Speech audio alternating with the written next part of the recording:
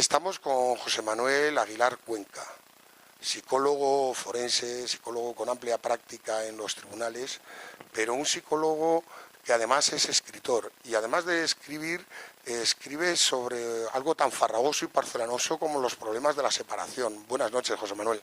Muy buenas noches. ¿Cómo fue que decidiste enseñarnos lo que se hablaba del SAP en el mundo aquí en lengua española? Porque fuiste el primero que nos escribió sobre ese tema, ¿no? Sí, y además, de hecho, el año que viene va a ser 10 años de eso, aunque parece mentira. Pues me invitó además el que es mi editor de esos, los dos primeros libros, me planteó temas, de hecho le planteé un tema, quería que yo escribiera para él, le planteé un tema y, y luego le hablé de esto y dice, no, vas a escribir los dos libros. Al final el primer libro nunca lo escribí y terminé escribiendo el libro sobre el síndrome de alienación parental y eso fue. Nosotros estamos encantados porque haces una labor de difusión. Al del SAP siguieron más libros, con papá y mamá, síndrome de alienación parental en otra edición más completo, con más datos, y sobre todo uno que le tenemos todos mucho cariño, que nos das muchas recomendaciones, que nos hablas mucho de los problemas que hay en las rupturas de pareja y todo, al que casi te dejo que digas tú cuál es el título del libro que más queremos. Tenemos que hablar. Es un gran libro, ¿no? Eso espero yo, vamos, tenemos que hablar es la frase típica que cuando te le dice a tu pareja dices, uy madre, aquí hay un problema, y lo que aborda es realmente cómo deberíamos de hacer un buen divorcio, los problemas que nos vamos a encontrar y incluir ahí desde cómo decírselo a los niños, qué posibilidades o qué alternativas de custodia hay y multitud de cosas más. Nosotros le decimos a los padres, a lo mejor equivocadamente, desde luego no estamos titulados en psicología ni mucho menos, le decimos a los padres que los niños entienden más palabras, más hechos que palabras, ¿no? Entonces, en Tenemos que hablar, veíamos que nos indicabas qué actitudes, nos indicabas qué maneras de que nos vean ellos a nosotros, de cómo tenemos que comportarnos para que ellos nos vean, decías en varios puntos del libro, ¿no? Sí. Vamos a ver, los niños aprenden, el 80% de las cosas que aprenden, la psicología lo deja muy claro, lo aprendemos por los ojos. Es decir, muchísimo más que leyendo, que estudiando.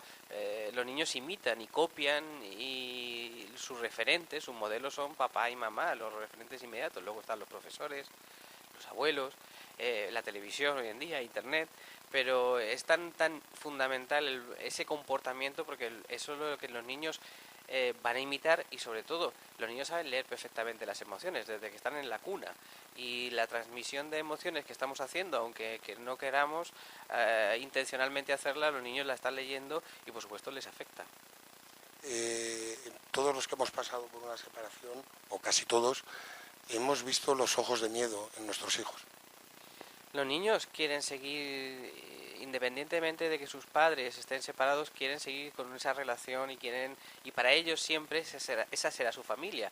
Les da lo mismo que, por supuesto, quieren que sus padres estén siempre juntos, por supuestísimo, eso sería lo ideal, pero por encima de todo, allá donde esté mamá, esa es su mamá, aunque luego esté con otro señor y luego tenga incluso hermanos, medio hermanos, porque ese señor y su mamá ha tenido hijos a su vez, y donde esté su papá, ese siempre será su papá, es decir, si le da lo mismo que estén en dos casas diferentes porque esa es su familia.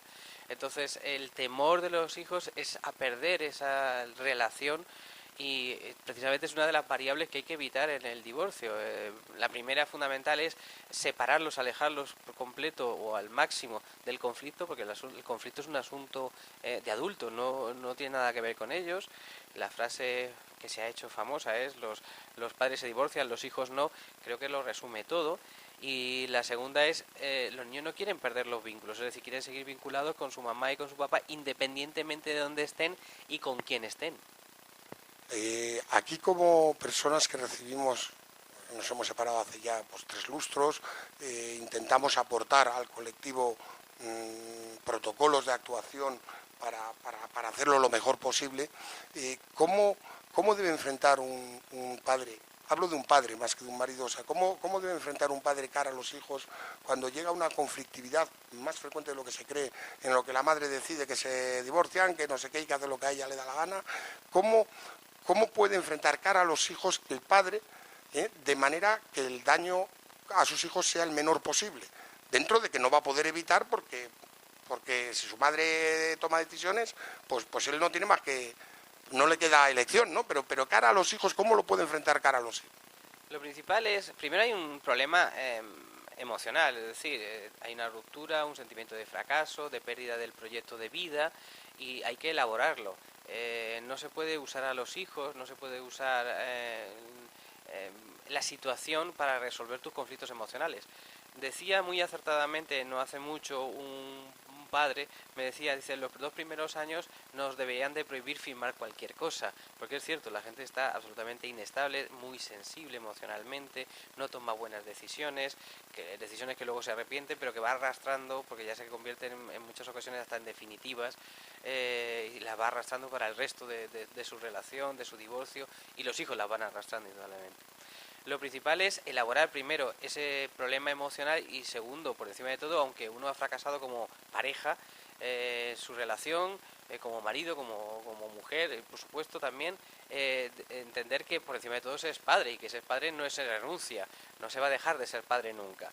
Si Dios quiere, se desaparecerán ellos antes que sus hijos, porque eso es la ley natural. Es decir, siempre seguirán siendo padres hasta que se acaben sus días. Y eso hay que separarlo por encima de todo. No se puede.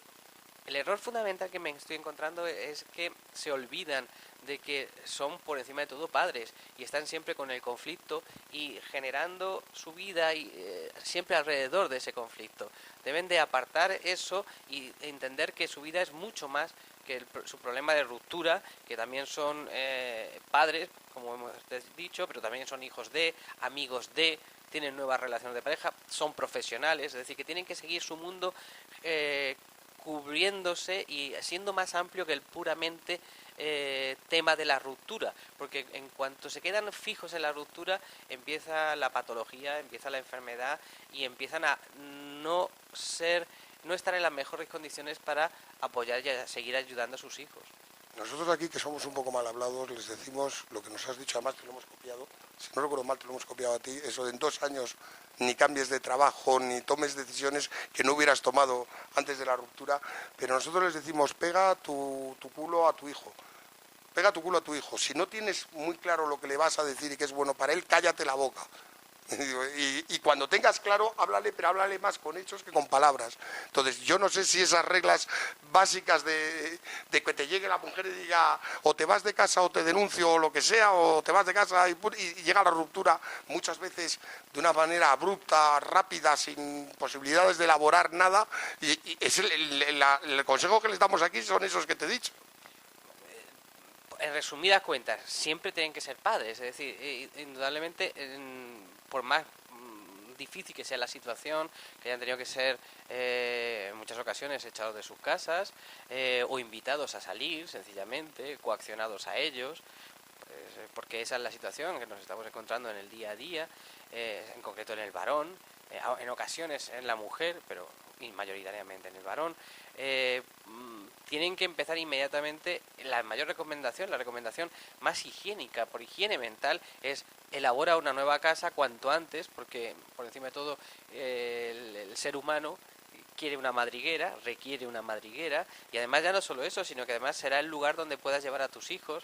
Pelea por eso, háztela, será a lo mejor de prestada al principio o alquilada o como sea, pero construye un sitio que tenga y pinta tú las paredes del color que tú quieras. Yo eso lo digo continuamente a los papás, es decir, allí dejarás entrar a quien tú consideres oportuno, será tu mundo, tu lugar, y será el lugar donde vas a ir a compartirlo con tus hijos y tendrás tu espacio propio para poder seguir disfrutando de ellos por más, y te va a ayudar muchísimo a superar el mal trago de todo lo que has perdido, porque si te centras en todo lo que has perdido no ves todo lo que puedes ganar. Nosotros les decimos que si ves a tus hijos que están bien, probablemente tú también estés bien, ¿no? Sin ninguna duda. Padres felices, niños felices, y padres tristes, niños tristes.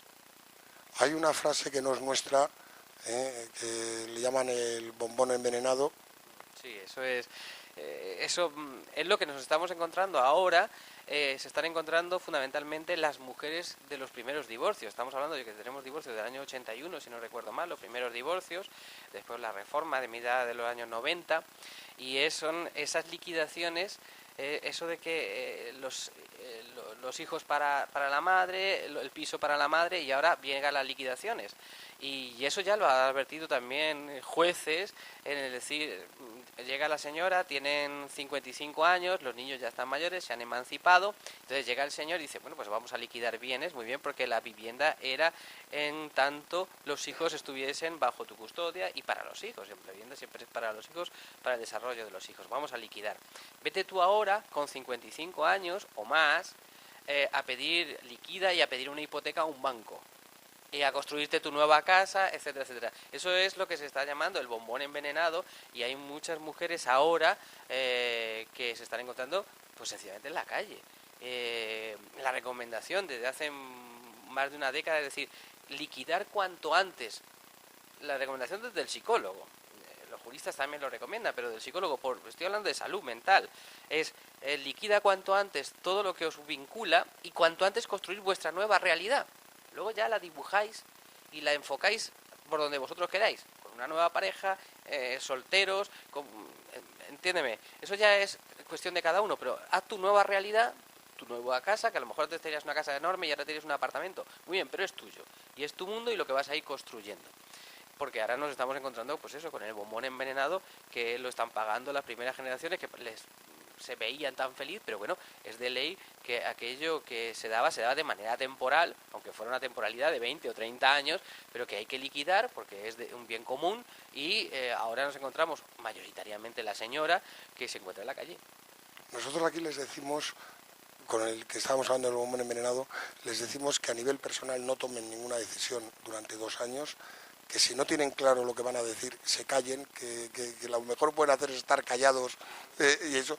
Y les decimos, cara a lo del piso, les decimos que es su fondo de pensiones, que no pueden liquidar, no pueden pintar, dibujar su nueva vida porque no está en su mano. Si la otra parte no viene a negociar, no viene a liquidar, aunque sea con ganancias, pues no puedes dibujar de esa manera. Entonces le decimos, mira, no te preocupes porque esto es tu fondo de pensiones. Cuando tengas 50 y tantos, 60 años, probablemente podrás liquidar ese bien y te encontrarás con dinero porque tú habrás creado ese nido que tú nos aconsejabas, ¿no? Sí, sí, pero vamos, por eso es la recomendación de hoy en día, las nuevas generaciones, y eso hay que reconocerlo, hemos evolucionado tremendamente, o sea, esos matrimonios que ahora mismo tienen 55 años de los primeros divorcios, no son para nada los que se están divorciando en torno a los 40 y ni mucho menos por debajo de 30. Por debajo de 30, primero, mayoritariamente, inmediatamente los dos miembros de la pareja, porque los dos trabajan mayoritariamente, igual que la generación de los 55 para arriba o 50 para arriba, trabajaba fundamentalmente él y ella, se encargaba del hogar, y que es otro trabajo, y de criar hijos, que es otro trabajo y duro. Las nuevas generaciones, por ejemplo, inmediatamente, de manera mayoritaria, van a la custodia compartida porque los dos se ven en la obligación, dicen que yo no puedo, que tengo que trabajar, es que tengo que pagar una hipoteca, y mayoritariamente van a liquidar bienes, van a liquidar e intentar romper todos los vínculos, todo aquello que les une, sencillamente no, porque primero, si no, uno parece que nunca se va a divorciar, o se tarda en divorciar 30 años, la verdad es que es un contrato, en este caso civil, que no acaba nunca, y eso yo creo que es el único contrato civil que no acaba nunca en este país, y creo que podemos decir en todo el mundo, porque siempre nos está vinculando algo, y lo que estamos necesitando psicológicamente hablando, estoy hablando por pura salud, es cuanto antes elaborar una nueva realidad, y la gente joven lo tiene muy claro. Aquí hay 2 temas que te vamos a pedir asesoramiento, y perdona que abusemos de ti, pero hay 2 realidades no abordadas ni por la psicología ni por la judicatura, y es el hecho, por ejemplo, de cuando llega la mayoría de edad, que el mayor de edad dependiente sigue dependiendo de la madre, aunque quien pone el dinero es el padre. O sea, el padre le tiene que pagar a la madre para que su hijo de 18, 19, 20 años dependa de la madre, y si es la madre la que decide sobre el dinero. Y luego otra todavía más sangrante, y es que nos encontramos con sentencias del Supremo en la que a una señorita de 29 años, con título superior universitario, con un máster bien caro, pagado, etcétera, pues denuncia al padre porque no le sigue pagando la pensión de alimentos con 29 años que tiene la criatura. Y es que nos encontramos que el Tribunal Supremo le da un plazo de 2 años para que se busque un trabajo y que mientras tanto la siga manteniendo el padre, pagándole a la madre la pensión. Bueno, realmente el padre le paga, pero se supone que la madre también tiene que aportar. Eso se supone, eso es la realidad. Entonces está ahí aportando los dos. Indudablemente, lo que sí está muy claro es que en este país el dinero que tú das no se sabe dónde va. Eso sí es cierto. Es decir, la otra persona lo gestiona y lo gestiona como considere oportuno. Eso sí que es una realidad absoluta. Luego, el hecho de esta generación por debajo de 30 años, eso especialmente, bueno, en torno a los por debajo de 30 a 29, 28 años, que con 28, 29 años sigue estudiando, y más ahora que estamos en esta crisis, con esa excusa, pero sencillamente con esa excusa, a mí me parece que estamos generando un grupo social, una generación, en concreto 2 generaciones de gente que cuando quiera llegar al mundo laboral es anciano para el mundo laboral. Yo tengo 44 años en este momento y yo para el mundo laboral sería un anciano ya sería una persona mayor, una persona que no interesante para el mundo laboral. Si yo me presentara a un puesto de trabajo en una empresa, pues imagínate, con 29 años llegar, sí, tú tendrás mucha formación, todo lo que tú quieras, pero no tienes ni un día de experiencia en ningún trabajo. Creo que nos estamos equivocando, pero ahí ya nos estamos equivocando como sociedad. Estamos generando una masa de ciudadanos que además están frustrados porque su proyecto vital no se desarrolla, no pueden a su vez tener una casa o casarse, tener hijos a su vez como seres humanos, desarrollarse. Y sí, yo vaticino 2 generaciones, y esto lo hemos hablado muchos profesionales, en 2 generaciones que están ahora entre los 20 y los 30 años con serios problemas a nivel de salud mental, precisamente porque no han tenido esa opción, porque tampoco que la podrían haber tenido. Estamos hablando, por supuesto, en general, hay gente maravillosa en esa generación y todas las conocemos, pero que han tenido esas circunstancias. Yo he podido seguir, no han tenido presión, porque además las viviendas en donde están pues son habitaciones de hotel. Bueno, tienen muchísimas más comodidades que una habitación de hotel. Todo está lleno de ordenadores, de videoconsolas, de, por supuesto, conexión a internet, por supuesto estamos hablando de teléfono, independiente, estoy hablando de independiente en mi habitación, y además me ponen la comida y me lavan la ropa, porque la ropa, te voy a contar una anécdota que me la contó una madre, ¿no? Su hijo se había vuelto a su casa porque cuando se había emancipado había ido a un piso compartido con otros chicos, pues el bidé estaba roto. Hablaba y eso incluso se han hecho hasta monólogos de humor. Hablábamos del bidé mágico, ¿no? Porque en casa de mamá el bidé es mágico. Tú tiras la ropa sucia en el bidé y aparece al día siguiente lavada, planchada y ordenada en el armario. Y en cambio en el piso independiente del hijo, pues no, se seguía al día siguiente ahí, el bidé estaba roto indudablemente. Perdona que me ría, José Manuel, pero suerte que tienes si lo echan al bidé y no debajo del radiador, ¿no? Pero bueno, es más elegante hablar del bidé roto. No, yo lo he visto con una madre que un día hablando no sé qué, digo, mira, cuando fui a recoger a mi hijo a tu casa, me encontré el tanga de tu hija, vamos, estaba sentado en la taza por urgencia y tal, y digo, y vi el tanga de tu hija debajo del radiador, dice, la mato, en cuanto llegue a casa la mato. Bueno, anécdotas aparte. Hay veces que nos enfrentamos a casos muy difíciles a la hora de apoyarles, de ayudarles. Intentamos transmitirle el calor humano porque técnicamente no sabemos, pero ¿qué recomendarías a un padre que está sufriendo en sus hijos una alienación, un malmeterle contra el padre, a veces de forma dolorosa, a veces de forma muy, muy difícil de controlar la voluntad del padre ante verdaderas, perdóname, animaladas que terminan diciendo los hijos al padre y que vienen de una alienación? ¿Qué actitud puede tomar un padre ante estas situaciones que yo creo que se escapan al control de cualquiera?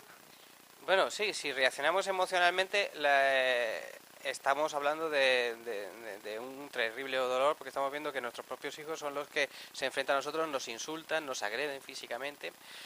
Primero, decir, la manipulación de los hijos es algo que ya todo el mundo acepta, después de llevar hablando de ella abiertamente, aunque la literatura lo recoge ya hace cerca de 40 años ya, pero hablando abiertamente en nuestro país, estamos hablando de hace 9 años, con libros escritos y demás.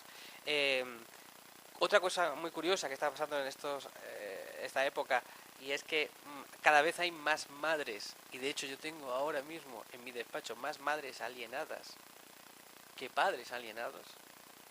Aquí hay una cuestión además a añadir, y es que la madre alienada, aparte de sufrir como el padre, por supuesto, el dolor de ver a sus hijos que no quieren relacionarse con ella, que la rechazan o que tienen conductas violentas contra ella, sufre el castigo social del que habrá hecho la madre para que sus hijos no la quieran ver. Igual que el varón sufre el castigo social de si le han denunciado por abusos o por malos tratos, pues, ¿me explico? O sea que, entonces, independientemente de quién sea, lo primero que hay que hacer es nunca olvidar que los hijos no son los que están hablando. Que quien está hablando es nuestro ex a través de los hijos. Es decir, los hijos son una víctima más. Esa madre, ese padre alienado es una víctima, pero es que los hijos son las primeras víctimas, que están siendo usados para lanzárselos al otro a la cabeza. ¿Vale? Eso es lo primero. Lo segundo, hay que no perder el contacto. Si uno termina no teniendo contacto con sus hijos, al final lo único que escuchan los hijos es que papá era verde o azul, y papá es verde y azul, porque no hay otra posibilidad de contraste, de comprobar que efectivamente no, papá no era ni verde ni azul, papá o mamá, me da lo mismo. Eso es la segunda recomendación. Y tercero, tiene usted que acumular pruebas para ir al juzgado a mostrarlo, porque y aún así, en este país, el maltrato a los hijos está absolutamente consentido por los juzgados, en términos generales. Hay honrosas excepciones de juzgados en este país, pero vamos, el maltrato psicológico al hijo es un maltrato de segunda división para los jueces de familia y los jueces que ven temas civiles, temas de familia en este país.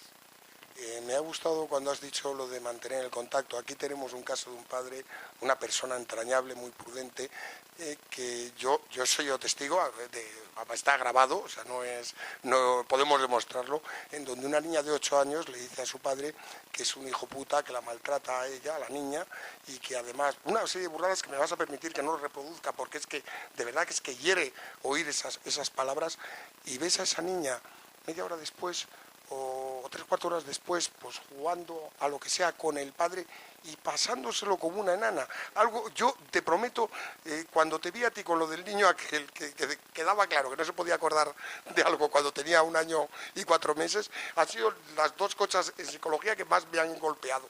Esa y esta otra, de ver una niña diciendo cosas que yo no puedo reproducir y a los 3 cuartos de hora disfrutando del padre, pero como una cosa. Hay una... voy a publicar este mismo año, y dentro de, ya está escrito y impreso, una guía de evaluación de desinhibición parental en la editorial Síntesis, una guía puramente técnica, ya es para técnicos, y Síntesis es una editorial técnica. Y hablo de los tiempos de descompresión. O sea, al principio cuando llegan con su mensaje, con su instrucción de que tienes que agredir al otro, ¿vale? Entonces sueltan lo que han aprendido, pues papá es un cabrón, mamá es una hija de no sé qué. Burradas, no me atrevería a repetirlas. Desafortunadamente ya he cumplido, y como ya he cumplido, luego se me olvida que tengo que seguir odiando y vuelvo a ser la niña de papá que fui, de 8 años, a comportarme como él. Y ocurre también al final, es decir, cuando ya saben que queda 1 hora para que me lleves a casa de mamá o a casa de papá, empiezan otra vez a ponerse tensos. Fíjate qué sufrimiento, cómo se tienen que transformar para cumplir los deseos patológicos del otro progenitor, y lo están haciendo para sobrevivir, porque es que sé que si no lo hago, cuando llegue allí me va a caer la mundial, por decirlo vulgarmente, me va a caer una presión emocional, un maltrato terrible y yo tengo que cubrirme la espalda porque como animalito que soy, quiero intentar estar lo mejor posible porque estoy en manos de una perversa, de un perverso. Pero nos vamos a acoger a lo que nos has dicho, mantener el contacto. O sea, para el hijo, aunque si reciba esa presión por parte del otro progenitor, es bueno que mantenga el contacto, aunque ello provoque, no se desentienda y diga, mire, mejor para que no hagan daño a mi hijo, pues dejo de verle. Claro, pero es que tenemos que enfocarlo de la siguiente manera. Si no tienes contacto con tu hijo está siendo maltratado continuamente. El tiempo que está contigo es un tiempo de respiro. Y además lo digo muy claramente, yo tengo niños alienados que tienen 50 años, y 40 años, y 30 años. Es decir, porque los niños tienen el problema de que crecen. Nacen con 3 problemas fundamentales. Una, no tienen interruptor, o sea, hay que estar con ellos 24 horas al día. Segundo, comen 3 veces al día, lo que es realmente un inconveniente. Y tercero, crecen. Entonces te vienen ya con 40 años, y te vienen esos niños que tienen 40 años y son abogados, y son fiscales, y son arquitectos, y son tu paciente, y te dicen, no, mi mamá sigue hablando mal de mi padre falleció hace 12 años ya, y sigue hablando mal, y si todas las conversaciones cuando tenemos una reunión familiar es tu padre hizo tal y cual y no sé qué. Es decir, esa persona que tiene 40 años, por supuesto es un adulto, sí, ahora mismo ahí en ese momento es un niño alienado. Lo que pasa es que ya tiene 40 años, es decir, sigue sufriendo maltrato por parte del progenitor alienador independientemente de que el otro desaparezca. Muchos padres me han dicho, es mejor que yo no tenga contacto con mi hijo y así. Esa es la pregunta que te hacía. ¿Le evitaría el sufrimiento? No, no le va a usted evitar el sufrimiento. Usted se puede morir mañana, que su hijo va a seguir siendo maltratado por el progenitor alienador.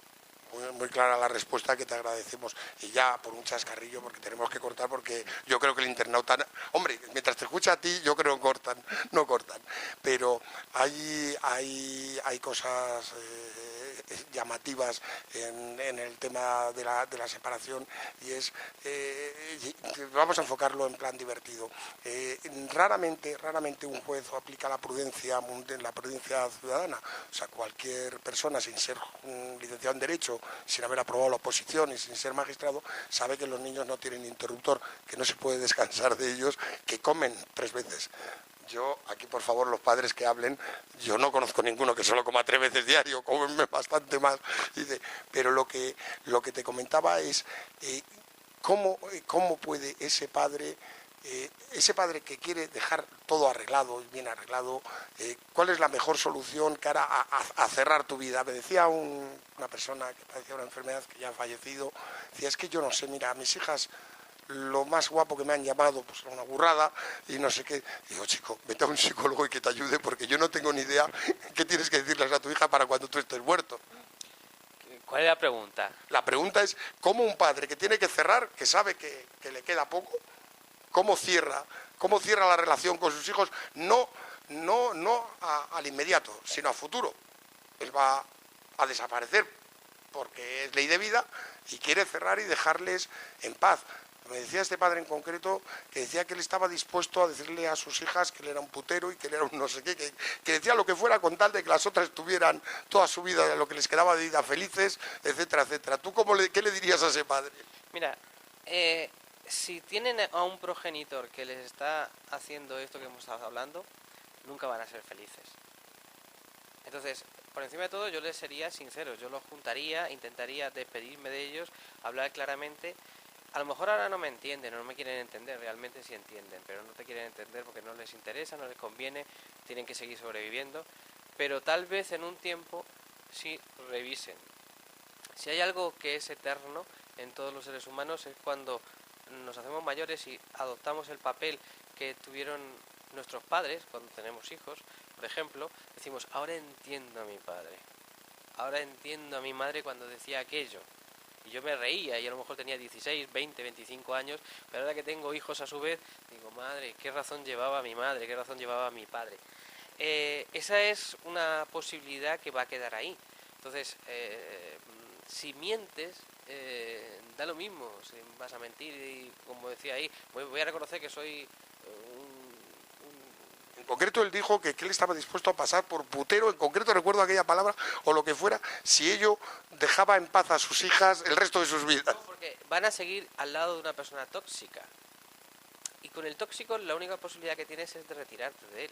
O sea, mientras sigas en contacto con él, se atraviesa la piel.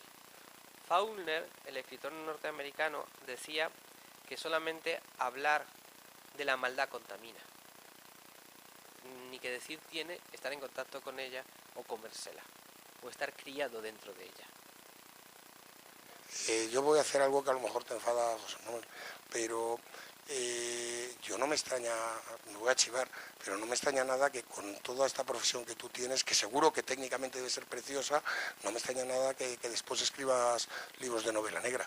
Ah, sí, sí, Porque yo lo he leído y desde luego que no necesitas inventarte nada, ¿no? Bueno, sí, escribo novela negra, de hecho tengo 2 novelas publicadas, y sirven como higiene mental. Es decir, es ficción, indudablemente está afectado. De hecho, en alguna ocasión se habla de, por ejemplo, la segunda novela, Lo que nunca te conté, se habla de una denuncia falsa de abusos sexuales y de cómo destruye y cómo se suicida ese padre y de cómo lo resuelven sus amigos, los amigos de ese gran hombre. No es el tema fundamental de la novela, pero está ahí y se habla de ese tema porque es el día a día nuestro en los tribunales. Me sirve para desconectar, me sirve para quitarme de tanta maldad. Hace un par de semanas, dando una conferencia en San Pablo CEU, arranqué la conferencia diciendo que es fundamental para mejorar en sociedad la educación.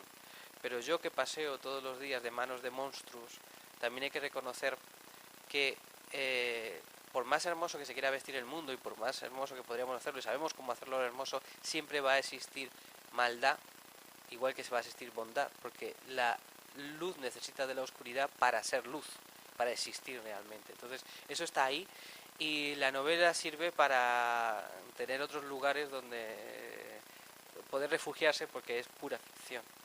Nosotros hemos usado este chascarrillo para cerrar, agradeciéndote el rato que nos has dedicado, y nos vamos con el convencimiento de que no has pasado un mal rato y que no saldremos reflejados en tu próxima novela. Muchas gracias, José Manuel. No prometo nada. Gracias a vosotros.